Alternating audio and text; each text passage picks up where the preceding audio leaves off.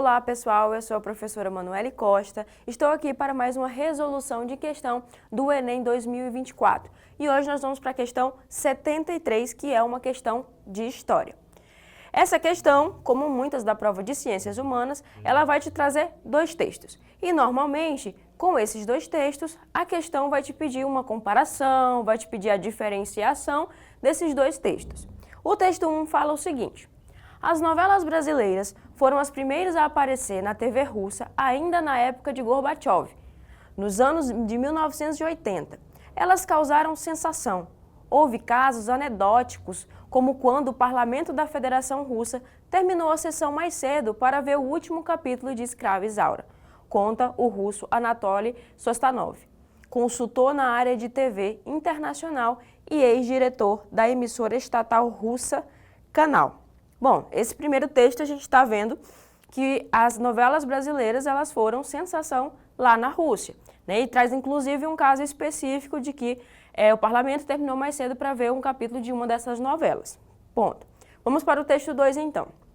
As novelas de maior impacto em Angola foram as produções brasileiras. Fizeram tanto sucesso que o mercado popular, na época, era o maior a céu aberto na África, chegou a receber o nome de Roque Santeiro, novela brasileira exibida naquele país na década de 1980. A influência das produções brasileiras fez com que os angolanos conhecessem o Brasil por meio das novelas. Além de entreter, os folhetins brasileiros até hoje ditam a moda em Angola. Figurinos e acessórios de personagens se transformam em uma verdadeira febre e influenciam o comportamento. Bom, aqui os textos estão apresentando um aspecto muito interessante da cultura brasileira que chegou em outros países. E se você for perceber, são países bem antagônicos. A gente está falando da Rússia, né? E falando da Angola lá na África. Então, países diferentes, em localidades diferentes, adotaram um aspecto, um traço cultural da cultura brasileira, que é a exibição de novelas que ficaram famosas nesses territórios. Então, é isso que está falando os dois textos. E vamos ver então o que a questão pede. Bom, embora situados em continentes diferentes, com práticas sociais distintas, Rússia e Angola se aproximam, conforme os textos 1 e 2, num aspecto. Então a questão quer saber o seguinte, fazendo uma comparação entre o texto 1 e o texto 2, que se refere à Rússia e à Angola, como que esses dois países, apesar de antagônicos, se aproximam, em que critério?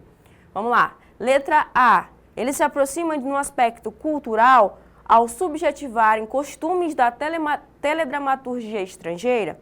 B, aspecto econômico ao importarem confecções de estilistas famosos. C, geográfico ao encurtarem distâncias de caráter ideológico. D, antropológico ao adaptarem valores de povos tradicionais. E E, político ao adotarem sistemas de governos democráticos. Vamos então aqui pela letra E. Eles não se aproximaram de forma política, até porque a gente está falando de países que têm aspectos políticos completamente diferentes e em nenhum momento é citado acerca desses governos, se eles eram democráticos ou não. Letra D, antropológico. Antropológico porque eles adaptaram os valores aos povos tradicionais. Não estamos falando aqui de povos nativos, povos tradicionais da região de nenhum desses países. Então não tem como ser a D nem a E.